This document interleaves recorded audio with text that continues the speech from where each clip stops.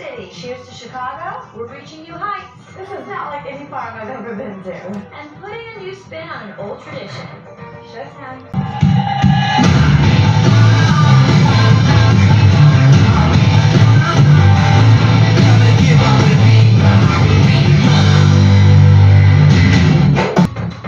Smoke pours out of glassware on the bar. Liquid nitrogen is served straight up, and beverages brim over beakers and bongs. No, this isn't a science fiction movie. They're craft cocktails created by the Avery in Chicago. And joining me on this adventure are the stars of NBC's hit show Chicago PD, Marina Scorchati and Leroyce Hopkins.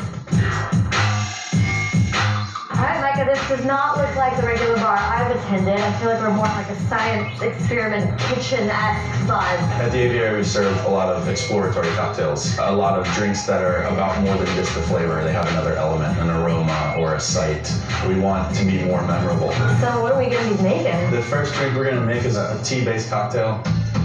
So this is all of the cocktail that's already been batched, and it's extremely hot right now. And what kind of tea was that? So it's pu'er tea, which is black tea that they ferment and age in cakes. I think I'm gonna like this. Yeah, it smells good. Yeah. So the first step is to take a little bit of dry ice. Essentially, the dry ice is going to do two things. It's going to cool this down, but then it's also going to expel the aroma of the tea because we want it to smell like you're brewing tea at the table. So just put a piece in there. Just and then, yep. Whoa! It is dangerous if you touch it for too long. I live on the dangerous side of life. Keep going. Whoa! That's awesome! Oh my god, I feel like a kid right now. So then we're going to wait for all this dry ice to evaporate because one thing you do not want to do with dry ice is drink it. What's next? All right, so we're going to use another very cold thing. We're going to use some liquid nitrogen. We're going to actually take some passion fruit and turn it into snow. It's like adult snow cone. Yeah, exactly. I'm into it. So this is originally just designed to make whipped cream. What we're attempting to do with the passion fruit juice is the same thing as whipped cream. Can I shake it up a little bit? Or? Yeah. Woo! Turns out acting isn't the only thing Leroyce is good at. Party! What? Hey now. And once Leroyce is finished busting a move, we spray and pray. So very, very, very cold. So just be careful. So what this is doing is it's essentially instantly freezing that foam. Whoa. So that's too cold to use right now. So I have some that we made a little bit earlier. While the snow is set, we're only halfway through concocting this crazy cocktail. So what you want to do is pick one of those discs out and just drop it right into the glass. So you're going to use that to capture the smoke from allspice. Why did we give Leroyce the most dangerous drink? We trap the smoke in the glass, top it up with our passion fruit snow, and then add the most important part, the booze. This is something you might have at your home bar. It's a jigger. So you use it to kind of measure. I'm so glad I was good at fractions in high school because 3/4 would have been a hard time. You're doing 3/4 3 times, huh? Right? Single quarters. I apologize.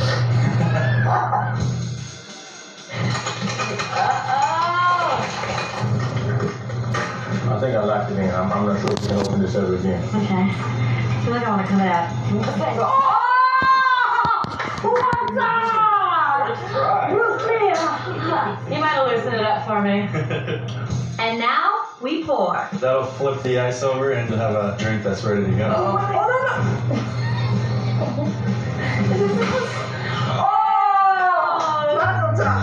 Did our drink just erupt? Oh yeah. No, Leroyce, go. That's Tell an us. experience. I like felt things. Right? Woo! Alright, these guys have done their parts and now it's my turn, so what do I get to do? All right, very, very simple. It's a cocktail with finger limes. We make a syrup out of this for the cocktail, so this is the base ingredient. For my drink, we add equal parts mezcal, tequila, and lime juice. We're gonna top that up just a little bit. Then we shake. Add a little. She's killing you. Try to save you there. Next, we freeze the top layer of my drink using the liquid nitrogen. Dang, that's some cold stuff. So you have this kind of like crazy colored liquid. So you're gonna put 3/4 of an ounce twice. So this is the completed drink. What you have to do to kind of mix everything together is you're gonna blow bubbles into the straw. She had the best drink.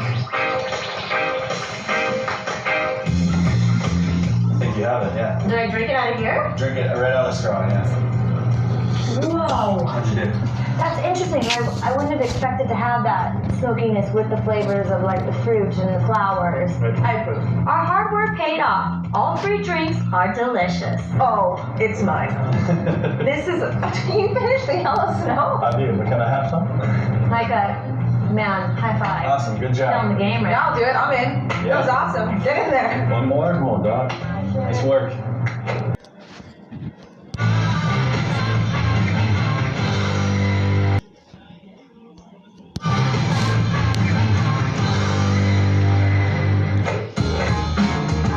Chicago is known for its fabulous food. But when the Midwest winter hits, getting fresh ingredients local can be brutal. So chefs like Italy's Rob Wings have to find other ways to keep things green year-round. Okay, so we know that Italy provides yummy, delicious Italian food, but you're getting some of your produce and your veg from a warehouse. In Italy, we're a very passionate group, and we like to work with passionate people. And so the first time I met the people at Green Sense, it just felt like a natural fit. And farmers, like the ones at Green Sense Farms, are using their passion to revolutionize the agricultural industry. Can you put this hairnet on, please?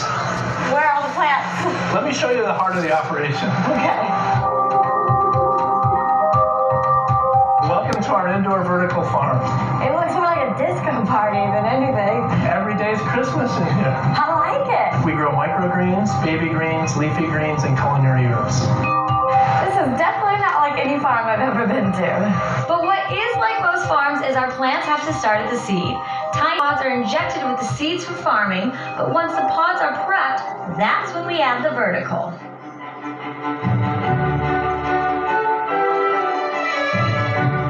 Now we have to find a home for that tray. So if you just stick it right there. Okay. So vertical farming is a literal term, huh? Yeah, you can finally tell your mother you're growing up. While these farming techniques may feel far out, the output of facilities like Green Sense Farms is no laughing matter. With a growing population, hydroponic farms like this one are a sustainable solution. Why farm up? By growing up, we can put these farms anywhere. So by putting them in urban areas where real estate values are very expensive, we can get high capacity in a small footprint. All I noticed, to be totally honest, is these lights. I mean, they're really cool. What's going on there? These are specially engineered LED grow lights, and you'll see they have red and blue diodes. And the red and blue diodes are specifically engineered to maximize the photosynthesis of the plants, so that we can grow very quickly indoors here. So they're like little man-made suns?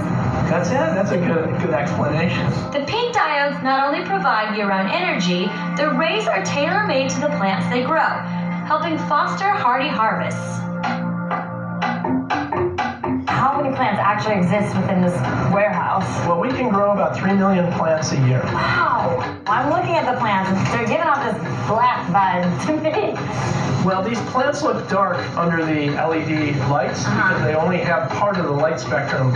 But when you bring them out under white light, you can see how green the plants became.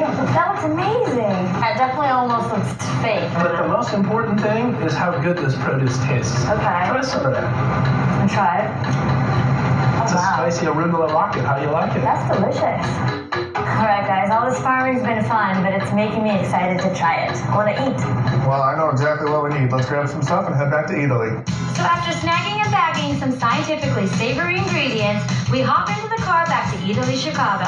Time to see if all this technology adds up to an appetizing entree. Today, we're going to make a Swiss chard camelot. Sounds delicious. Let's get rolling. So we combine ricotta, goat cheese, and some Swiss chard for our pasta filling. So you can just get right in there with your hands and start mixing. Don't be shy. Ooh, squishy. Smells delicious. So being a chef, from a flavors perspective, getting your veg and produce and everything from Green Sense Farms, do you feel like that really makes a difference in the taste of your food? If you do, side by side, the flavor, it's not even comparable. All right, we've got that in the oven, so what's next? So next, we're going to make a kale salad with the kale we picked at Green Sense Farm earlier this morning. So while we've seen some pretty incredible things, at the end of the day, it all comes down to one question. How does it taste?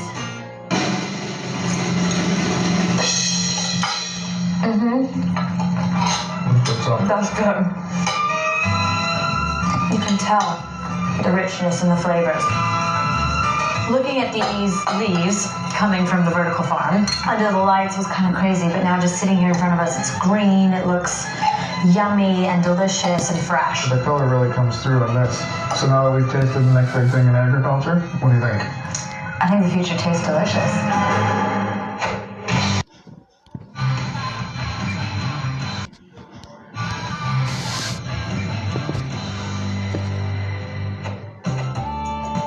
Home to one of America's largest Gaelic populations, it's been well established that the luck of the Irish runs deep and green through the streets of Chicago. And one of the oldest Celtic traditions is rehearsed, refined, and performed by the Trinity School of Irish Dance. But once school is out, the dance company is in.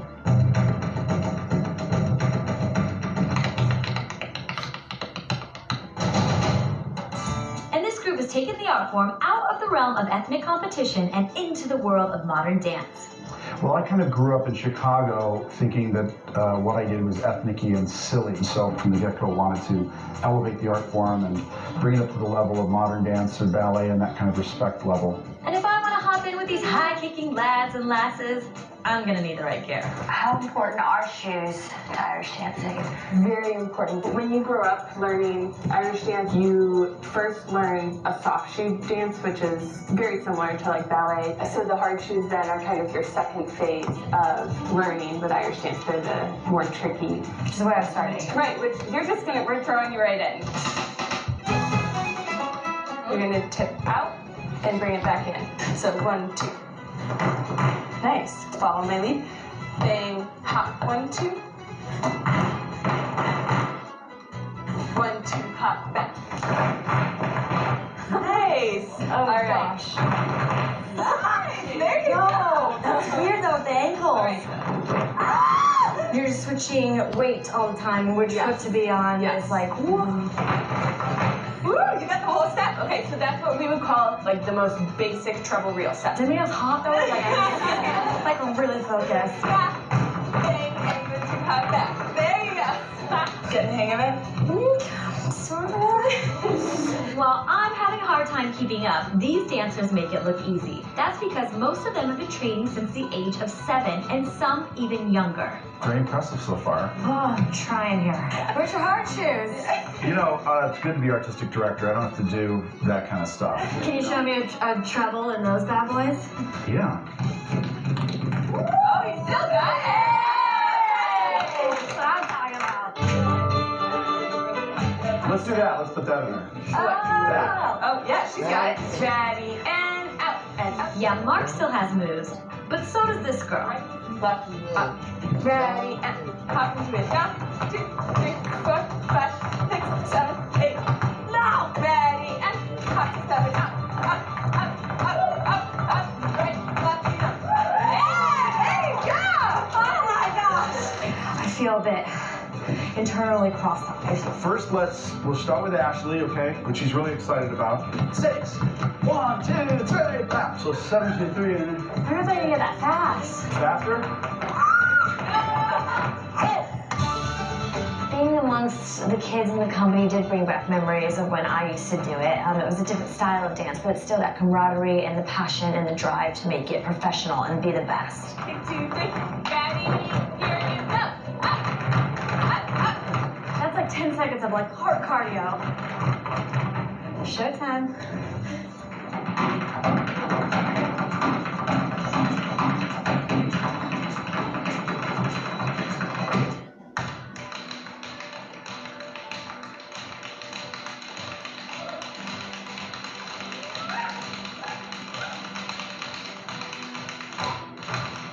Irish dancing, I mean, it's forceful, it's got impact, it's strong, yet they look so effortless and graceful as they move. So it's pretty powerful to watch.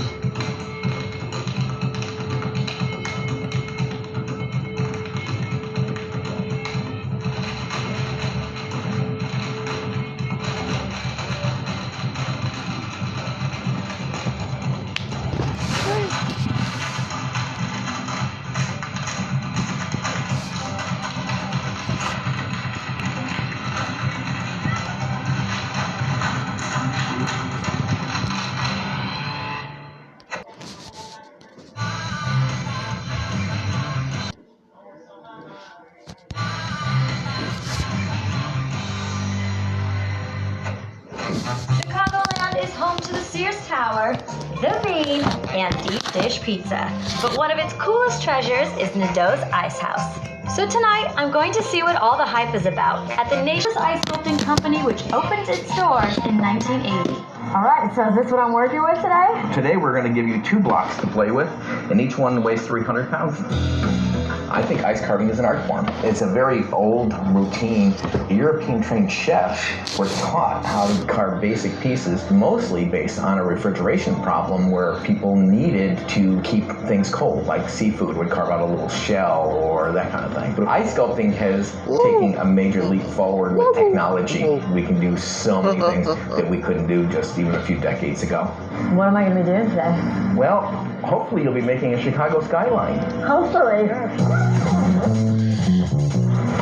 Sculpting time. And showing me the ropes is master carver Hawk. That is a big baby. Hawk, how'd you get that name, Hawk? Well, I come from a big family of 13, and everybody had a nickname. Can I have a cool nickname? Sure, we can call you the Ice Kitten. I like that. That fits. This is a skyline that we'll be working on today. So you always do that? You draw it out on the ice first? Yes. As like a sketch. So did you go to art school? No, but I went to culinary school. This was part of my training. Is it common for ice sculptors to go to culinary school? Oh, yes. Yes, Yeah. all of them do go to culinary school, just because you need to know the basics and then you take it to the next level. Do you need the visual? Yes, the Ice Kitten is helping the Iceman. Does it take a lot of pressure or just go for it? No, you just... Is that alright? Perfect. Chainsaw time. How do I look, Hawk? Fantastic.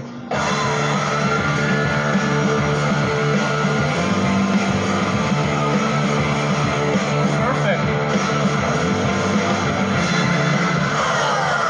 Woo! All right. As you cut the ice, we'll pull those blocks out.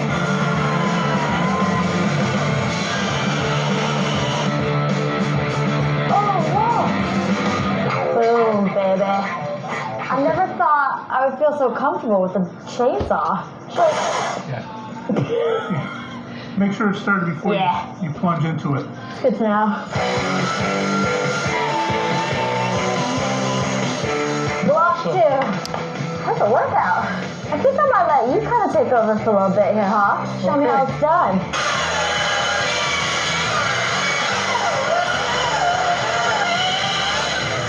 Wow. That was cool. Smash it. That was awesome. Now we're going to fuse a couple pieces of ice together. We're going to use this hot plate that melts the ice. You can slide it out. And then it'll just freeze together. Freeze together. We add a dusting of dry ice and voila! That is frozen together. These power tools are reminding me of naughty things. And I feel dangerous over here being an ice kitten with naughty power tools. With our building blocks in place, it's time for detail.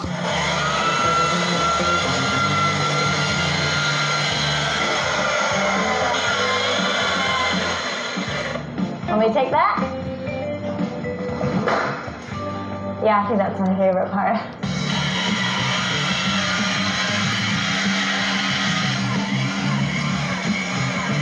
Now you're just showing off.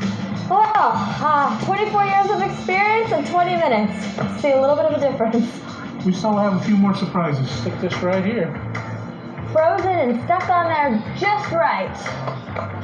You're just going to take some of that snow off. Okay. Just real nice and gentle. I'm going to give you one of the world's oldest tools, an old-fashioned iron. Oh, wow. Apply that right here so you can see what's underneath it. Uh-oh, something's starting to appear. Da-da-da. First look, baby. Hawk, I gotta say, you got one cool job. Thank you, Ashley.